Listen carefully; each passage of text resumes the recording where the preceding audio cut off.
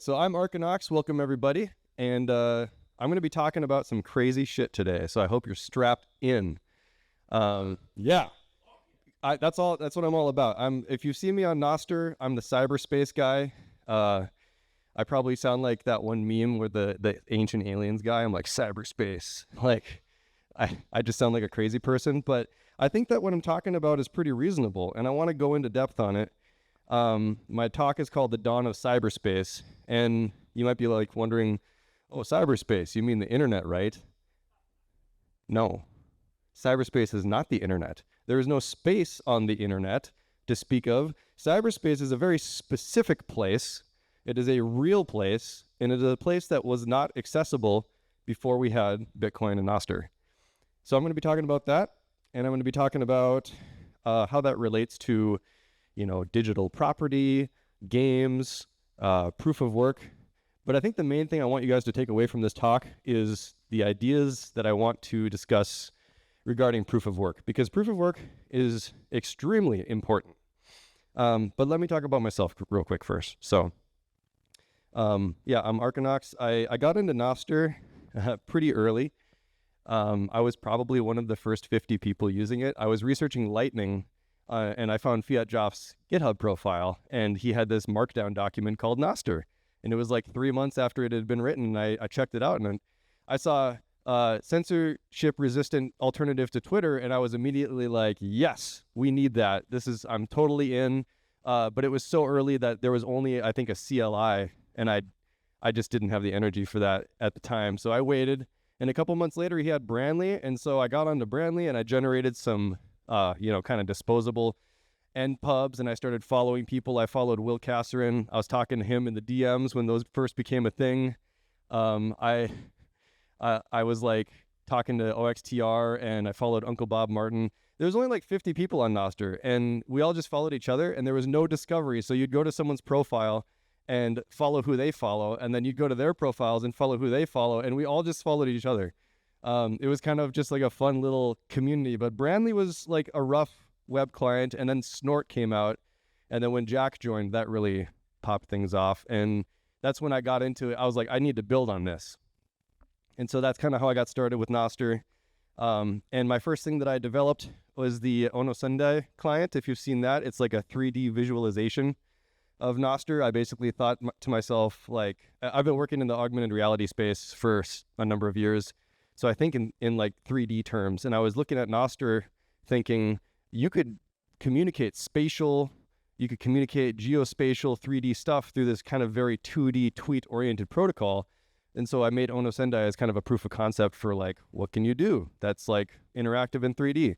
And since then, I have developed what I think is a pretty interesting theory that kind of supports the notion of why having a consequential 3D space actually makes sense. So I'm going to be talking about that. So I'm behind the Onosundai client. I also have another Nostr client called Yondar, go.yondar.me. That's like a Google Maps replacement. My goal is to kill Google Maps and put them in the ground and make it so that you can actually own your place on the map, and it's controlled by you and not Google. There's no intermediaries for being on a map. And so I'm just really interested in like all that geospatial stuff. I've been a Bitcoiner since super late 2020, and then like Nostr 2022. So we're all new, we're all early, but it's just really exciting stuff. And proof of work is kind of the underpinning of all of it. So mainly what I want to talk today about is proof of work. And it's funny because Santos invited me to do this talk, and he wanted me to like talk about gaming. And I'm a huge gamer. I love video games and board games and stuff. So I think it's funny that I'm going to come up here and be like, let's talk about the nature of reality, because ironically, like that actually is sort of fundamental to understanding why I'm so bullish on games, why I'm so bullish on proof of work, and what those actually have to do. Like, what does proof of work have to do with video games? There isn't really like a super clearly defined relationship between those things, but I think that there's a very compelling relationship between those things. So let's get into it. So one of the main concepts I want to communicate, and we don't think about things like this, but reality is a thermodynamic protocol. It is a permissionless thermodynamic protocol.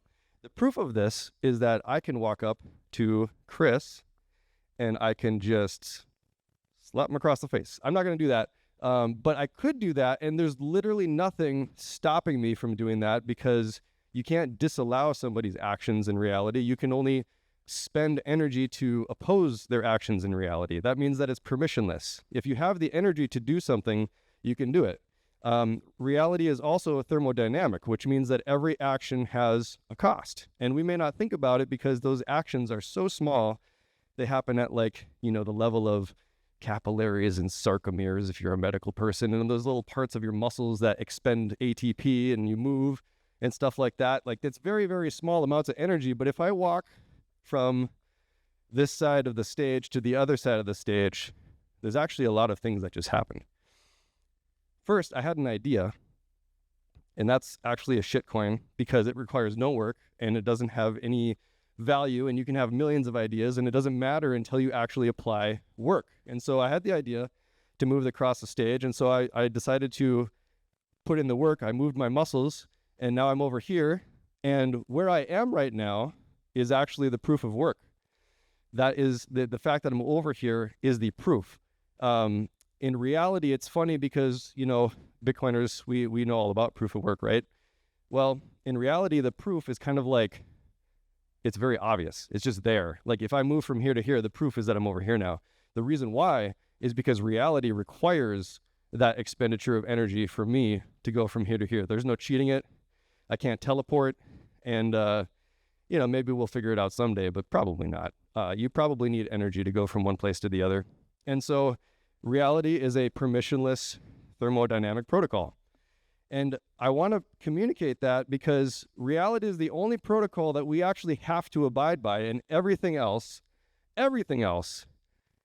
is totally optional.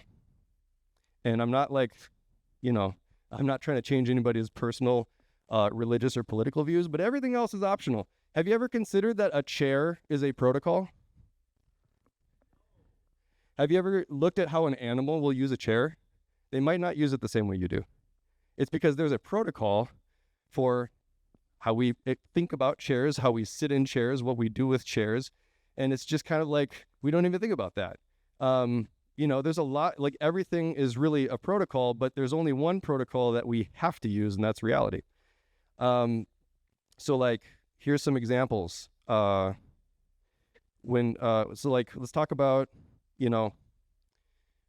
protocols that we use that we opt into. Bitcoin is a great protocol that we opt into, right? That's a really interesting protocol because we're using proof of work, and we're getting receipts for the energy that we expend. In reality, you don't really have, the proof is the result, but with Bitcoin, your proof of work is a digital receipt that represents energy that was expended. And that's kind of like the difference between proof of work in reality and proof of work in a digital sense, is that proof of work in a digital sense, you're doing something real. So like with Bitcoin mining, you are expending real energy. You're digging holes in the ground, you're mining coal, you're burning electricity, and then you get a digital receipt that represents that amount of work. And that is, it's different in nature from like just seeing me move, because that's proof of work right there. But you get a digital receipt, but it still represents an expenditure of energy. And that's interesting because our universe requires an expenditure of energy to do anything. Bitcoin requires an expenditure of energy to do anything. And I think that's why Bitcoin is so compelling to people, because if you have a digital system that has the same characteristics and properties as reality, suddenly you just obsess over it. You study it, you stop eating, you stop sleeping. Like Andreas Antonopoulos talked about how he just didn't eat for a week when he figured out Bitcoin. He just studied it. It's because we figured out how to model reality in a digital system because it has the same properties. You have the thermodynamic and the permissionless properties. So how you guys doing? Am I like way out there? That's where I like to be. So, all right. So yeah, proof of work is a receipt for the energy that you've expended in real life. And actually, in some ways, that receipt can be more accurate, because imagine if I go dig a hole and I use a shovel. Well, the hole is my proof of work, right? In reality, what if I use an excavator and I dig the exact same sized hole? One of those efforts took a lot more work than the other one.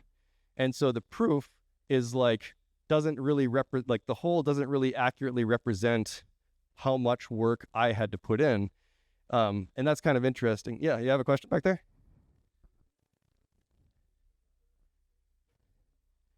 Yes. Yes, and proof of work also went into creating that machine. So it's, I guess I'm more talking about like how much did I physically expend it would be different. But yeah, you're right. And so so in real life, we don't actually have as accurate of a receipt for that proof of work as we do for digital proof of work. Digital proof of work is like, hey, I did SHA-256, I got this amount of proof of work. There's sort of like a baseline for how much proof of work you went into that. So it's actually a little bit more accurate signal. Now you could optimize, like we have better ASICs coming out, we have better proof of work machines coming out. So we have better, you can optimize that proof of work and do more with less. But generally speaking, it actually kind of is a more objective measure of the amount of proof of work that you're doing. And that's pretty interesting, because if proof of work is what reality is all about, and our digital receipts for proof of work are more accurate than our real receipts, then that kind of makes me wonder about the realness of our digital worlds, our digital lives. And that's one of the things that I really want to kind of question today. So proof of work protocols. Let's take some examples. Number one is Bitcoin. Does anybody else have any other proof of work protocols that they're a fan of? Yeah, there we go. Weightlifting. So you're picking up something, you want to build your muscles, and so you move yourself in ways against the weight to build your muscles. Yeah. I'm not trying to get somebody to say Litecoin or anything. That's not what I'm trying to do here. Yeah. Hey, there you go. That's a long game right there. Proof of work. Yeah, you're doing a lot, and I don't want to be reductionist, because the human experience is a beautiful and nuanced thing, but I'm just talking about energy. But yeah, being a parent, you have to expend a lot of physical energy and mental energy to like chase those kids around and stuff. So absolutely. Here's a proof of work protocol that some of you might enjoy: basketball. You can't get that ball into the hoop without proof of work. It doesn't happen like that. So you have to put in work. And when you put in the work, you can try to get the ball in the hoop. And then the difficulty adjustment is the players on the court and how good they are. And they're kind of like, battling each other to get this ball in the hoop on one side or the other. And the ball, when you get the ball in the hoop by proof of work, we just say, that's 2 points. And that seems kind of arbitrary when you think about it like that, but that's okay, because that's what the game is. The game is get the ball in the hoop. That's 2 points. Whoever has the most points wins at the end of the time limit. Now, is basketball a protocol? Well, is basketball a real thing? Like, I've never found basketball in the wild. If you think about basketball, it's like a specification for like, here's the court size, here's how long you play, here's the size of the ball, here's how many teammates you have. Here are the penalties, here's where you have to put the ball. And that is a protocol, if I've ever heard one. I mean, that's all it is. And so going back to my previous idea of like everything is a protocol, I mean, I'm not trying to be reductionist. I'm just trying to get you to think about things in a different way. And, basketball is a sport. It's a protocol. It's a proof of work protocol. And I think that's kind of cool. That means that we have games that we play in real life that are not necessary, but they're fun and they're protocols. And now what's the thing about protocols that makes them matter? Sorry. Yes, adoption makes protocols matter. Anyone can create a protocol. If only one person played basketball, it really wouldn't be much of a protocol. But a lot of people enjoy it. It's played by millions of people all over the world. And so it's a really good protocol. And, Bitcoin's a really good protocol. And chairs are a really great protocol. And so, actually with the chairs example, chairs bear they have like a human interface element. They fit us. They work with our anatomy and our physiology. So that makes just for a really good protocol. So when you're designing protocols, you might want to try to design it so that it's very compatible with humans. I mean, basketball is very compatible. It's something that almost anyone can do. Your height does matter a little bit, but that's only with the difficulty adjustment of the other players. So yeah, protocol design, it's kind of an interesting thing. But the point that I'm trying to make is that protocols, like proof of work protocols, they're arbitrary, but they exist everywhere and they matter to us. And I think that's really interesting. Like basketball is just a game, but it requires proof of work. It matters to us, and it's widely adopted. And so what that makes me wonder is, what can we do with proof of work in a digital sense that could also matter, that could also be widely adopted, that could represent new sports, new tools, new games that are played either on the internet or in a hybrid digital real situation, and that they could be awesome. Yeah. Here's a question. I feel like and what the context here, work kind of things to go into the Great question. I hear this one a lot. Some people have told me that you should only use proof of work for Bitcoin mining. And my response to that is, it's kind of like telling me that I should only use gasoline for my car, but not my motorcycle, not my lawnmower, not my boat, not my RV, not my generator. I should only use it for my car. And ultimately, I think it's the market that decides that. There is a lot of Is it competing? Yeah. It is. I honestly don't feel like it is, and that's my opinion. If someone disagrees with me, I'm happy to discuss it, because I think that this is unexplored territory. There's a lot of ASIC hardware out there that isn't even worth plugging in. But if you found something useful that required proof of work, some reason to plug it back in, then it would be pretty awesome that you have this old S9 sitting around, because you could use it for something else. You wouldn't really use it for Bitcoin, but that's okay. Yeah, the incentives within the Bitcoin network are like its own ball game. And what we're just talking about is like, and I'm not saying this specifically to you, I'm just saying this in general. What we're talking about is like, we can generate proof of work. We can decide to use it for Bitcoin, or we can decide to use it for random other stuff. And I'm just trying to get the message out there that we should explore that other stuff. I think it's worth thinking about. I think it's worth imagining what is possible, and not just restricting ourselves to thinking that proof of work should only be used for Bitcoin. Because obviously, as I've hopefully established, proof of work is part of reality. And we have a way of utilizing it that could be literally used for anything. It could be any, because everything that isn't reality is optional. So any protocol, any sport, any tool, any whatever could be proof of work based, and we could use proof of work for it. And it could be a really cool thing, but are we building it yet? I don't know. I mean, I'm trying to. I'd like other people to do it too. So yeah. We know that basketball is real, even though we haven't found basketball in the wild. It does exist. It is a real thing. It's a widely adopted protocol. Is Bitcoin real? I mean, it's a digital thing, right? Like, you can't really hold it. You can't smell it. But is it real? I agree with you. I think Bitcoin is very real. Bitcoin is the one thing I just want to put this out there. Bitcoin is the best money for a lot of reasons, but one of the main reasons, in my opinion, is that Bitcoin is the money with the most changes to the planet happening of any currency.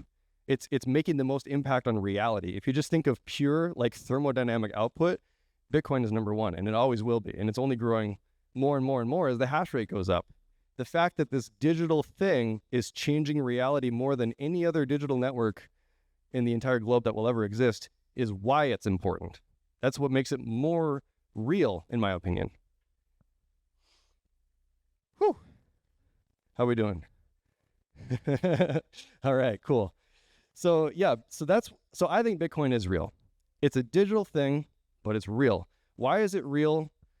Why is it real compared to other digital things? Like we look at other digital things and we're like, that's not real. You can just copy paste that. It's like, it's data. You can transmit it. It's not real. Well, Satoshis are real. What's the difference? I think the difference is the proof of work. I think the difference is the proof of work that you put into a digital object kind of like elevates it. It's no longer just a digital object. It's a consequential digital object because it has displaced reality to a degree that is measurable. It's measurable in the proof of work, and that makes that digital thing more real than every other digital thing. That's what I think matters about Bitcoin, and I think that it's not just Bitcoin. Like Bitcoin doesn't have a monopoly on these types of objects. We could use them for who knows what else. Is Liquid real? Liquid, like the side chain that no one uses. I'm sorry. That was a bad joke.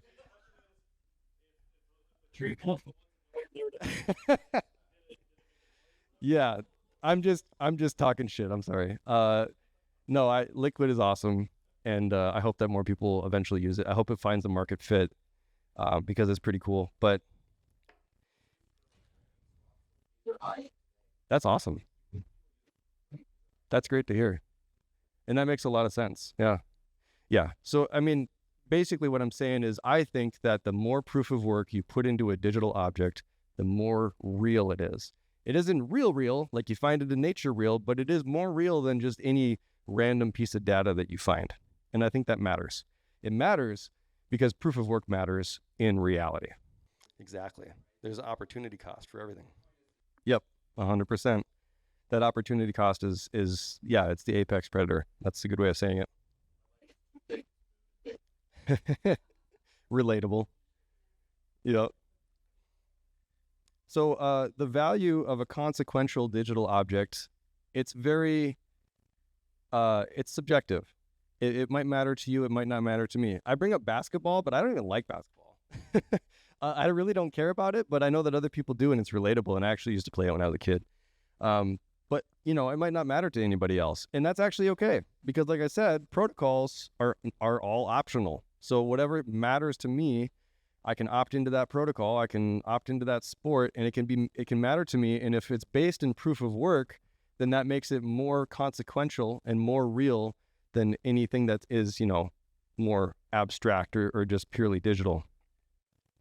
I want to point out that humans actually value a lot of things that are not real. Can you think of any examples? Yeah, that's a good example. How about love, relationships, mathematics, stories, recipes, dances, games, obviously. I mean, really, ideas can be expressed in language or writing, but they aren't real, So we value, like, our lives are actually primarily made up of things that are not tangible or real. And that's kind of crazy when you think about it. But if you realize that, then it makes sense that proof of work applied to digital things could make something that matters. That isn't Bitcoin. And that's okay. And if the market, wants, and you personally wanted to decide that this thing is worth it to me, I think that's pretty cool. And so yeah, that's kind of what I wanted to get across. So yeah, I'd say a digital thing can be real. I think it is real, especially if it's consequential, especially if it has proof of work behind it. So I also want to point out that, I talked about why Bitcoin is good money. We got money now. We got digital money. It's backed by proof of work. So I am not advocating for, other money. I think we got that solved. So what I would recommend is that when we make consequential digital objects, we focus on things that aren't money. And it doesn't have to be money. I think a lot of people get tied up because, like, everything, if you're talking about digital assets, you're talking about NFTs, everything has been financialized in our minds. We think about everything as an investment. Everything's a money. Everything's going to, like, moon. And there hasn't been enough conversation about what we're talking about right here, which is like, no, we're not talking about something that we invest in. We're not talking about a shitcoin. We're not talking about anything like that. We're just talking about something that matters more than something that doesn't matter. That's all we're talking about. And its value is totally up to the individual. It's not up to a market necessarily. But there is some cool things that you can do with consequential digital objects right now. And I think this is really awesome for gaming. So Michael actually asked you about like the decentralized thing. And as soon as I asked that question, I was like, oh, stupid question. Because I've been talking about how you don't need, like, so NFTs, the whole thing is that you can own this, like say it's for a game. You own this NFT, it's a game item, and then you can sell it to somebody else and transfer it trustlessly. You don't need that, because when you play a video game or you play a game, you're trusting the game. You have a trusted third party. So if you want to transfer game assets, you should issue them as Nostr events. You should build proof of work into them, and then you could trust a third party to transfer them, the game, and boom, you have the most robust, consequential digital game objects that have ever been used in a video game. You can use them across different games, and you don't need a blockchain. It's pretty cool. What's up? Yeah, 100%. And you can even put proof of work into them. Nostr badge, yeah, exactly. But I think that there's even more room beyond badges to do other things. And I've been kind of experimenting with like I have a type of game item where it's for a game that I'm working on that I'm not ready to announce yet. But you craft the items. The crafting is literally mining the item. Like when you go to craft it, your phone is going to heat up because you're actually mining that item. And the better nonce that you mine for that item, the more powerful the item will be in the game. And it's cool because the user gets to choose how much proof of work they put into the item. They get to choose how strong that item is, and they can use however much hash power they have available to do that. But the item has to follow the protocol, which is the game that I've designed. So there's no maximum or minimum. There's just the proof of work and then the attributes that arise from that.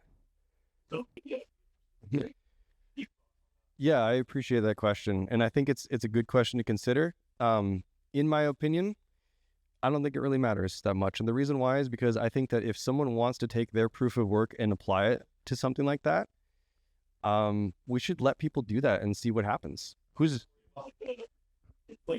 item.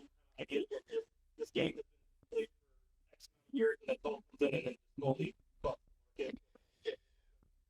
So I want to just I want to point out how many financial terms you just used in that sentence. And that you said inflation, you said market, and that's what I'm talking about. The financialization of all digital assets.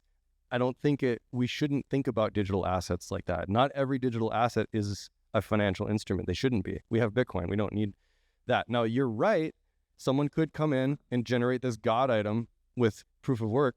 But I mean, if they want to spend their proof of work to do that, I don't see why we shouldn't let them.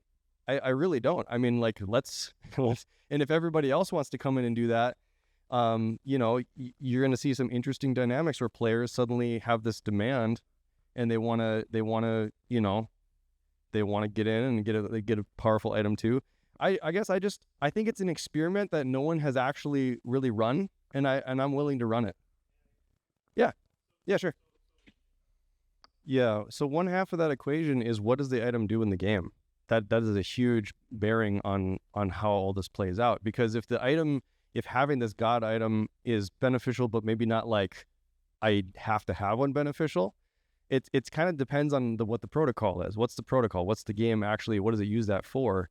And if you design, like, a good game would be designed in a way where not everybody needs that item. If you have it, it's a benefit, but it isn't a necessity. And I think a lot of people will think about this in terms of PvP, but the game I'm designing is PvE. So like, if I have a great item and you don't, it doesn't matter. We're probably going to be on the same team. So although price items are being exchanged freely. Like, there's a market for it, and market for guns, then it doesn't matter how effective they are, they can be Yeah.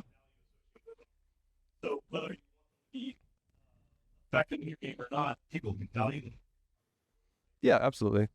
But it doesn't need to be. Right now, you're. Yeah. Yeah. Yeah. That with without really good on exchange. Mm-hmm. But what I was saying with, like, you don't need a blockchain. If you trust a third party, you trust a relay, or you trust a game, you can actually, if you trust one single relay, you can do transactions and trade items and stuff, as long as things all stay in one spot and you trust that relay. And if you're trusting a game, then trusting a relay isn't really a big deal.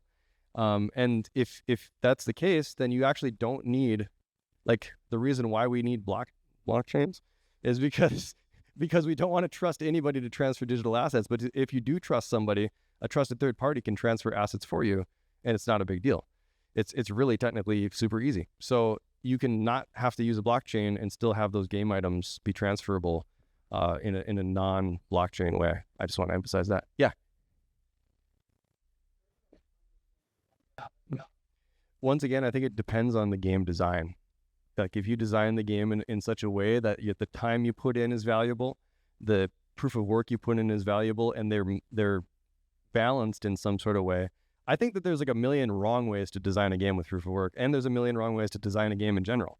So yeah, I agree with you. And I think that, we have to be careful about how we design those incentives so that we come up with something that's fun and something that doesn't spawn another blockchain.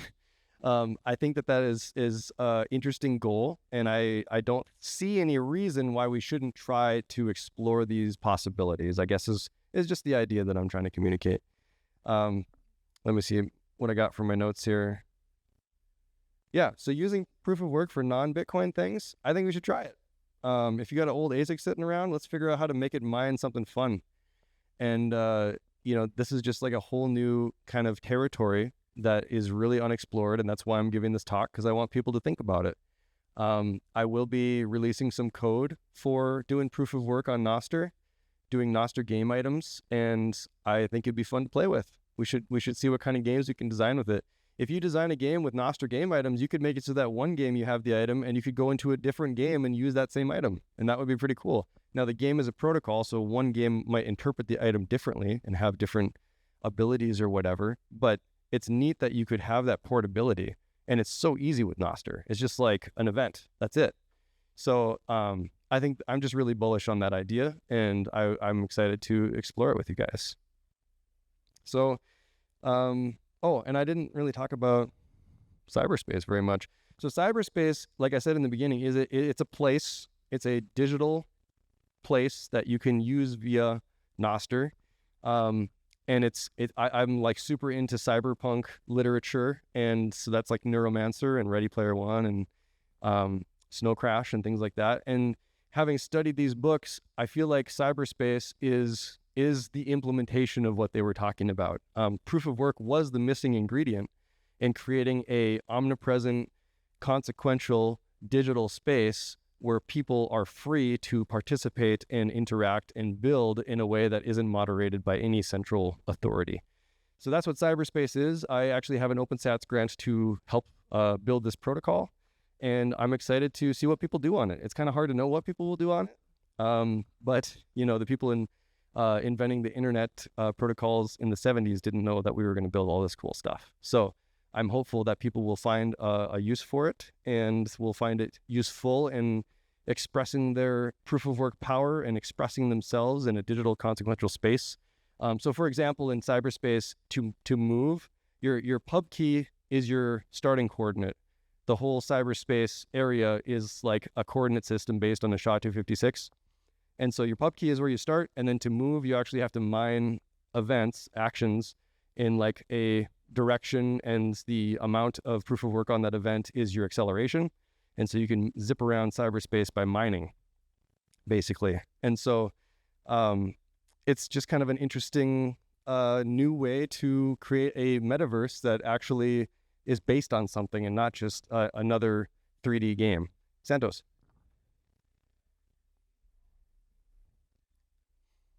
I agree. So basically he was saying, can hashing and expending proof of work fix the bot problem? I think that there's significant ground to be explored in that idea. I know that there's a lot of people who will just say, nah, it's not going to work because Hashcash didn't work. Well, come on. I mean, the first time we try something, it doesn't work. Like, hey, let's give it a chance. So this is a really big concept that could be applied in a lot of different ways. Hashcash was for like email, wasn't it? Oh, great. I'm happy to hear that. Because everybody is so bearish every time I talk to people about it. And so, yeah, I think it's, it's an interesting concept to be explored for preventing bots on games. Yeah, that's awesome. So proof of work is a CAPTCHA. Cyberspace is interesting because it sounds like this virtual place, but there's actually two sides to cyberspace, and one side is virtual and the other side is physical. Cyberspace is also a coordinate system for reality. So like this table has a coordinate in cyberspace, and that's pretty neat because then you can actually have things built in reality through this permissionless spatial protocol, and it's all done via proof of work. And so you can actually also move around in cyberspace. And what's interesting about this is that it's a software-only solution to the proof of location problem, which you might never have realized was a problem.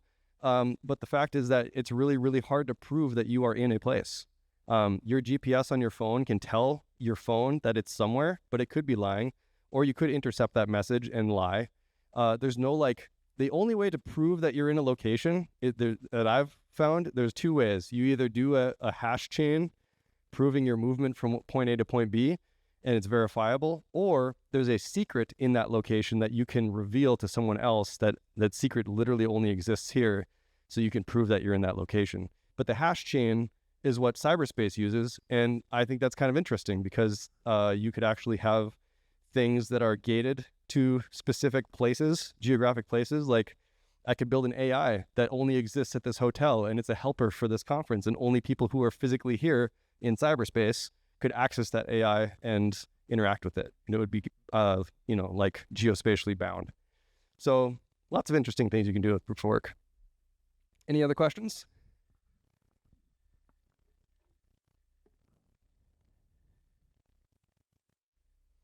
Sweet. Well, thanks everybody for your attention and time. I appreciate it. Once again, I'm Arkinox. You can find me on Nostr only. I actually have a LinkedIn, but I just, I'm trying to get rid of that too. I still like having job opportunities though. So, you gotta play the game sometimes. Oh yeah, good question. Let's see. Actually, I have a vanity NPub that no one's ever complimented. I mined it myself, and I'm really sad that no one's senpai hasn't noticed me. What was that? Bye-bye. Hey man, thanks. I appreciate it. One part and you XXX. Yeah. See, isn't that cool? The triple X's was totally random. I did not. That was proof of work on my NPub. Yeah, it's a vanity NPub. Yeah, it's I don't know my NPub by heart, but the first part does kind of spell my alias. So yeah, thanks everybody. Appreciate it. If you have any other questions, I'm happy to chat. This has been a lot of fun, and I hope that we can build some cool, consequential digital stuff. Let's do it, right? All right, enjoy the rest of the conference.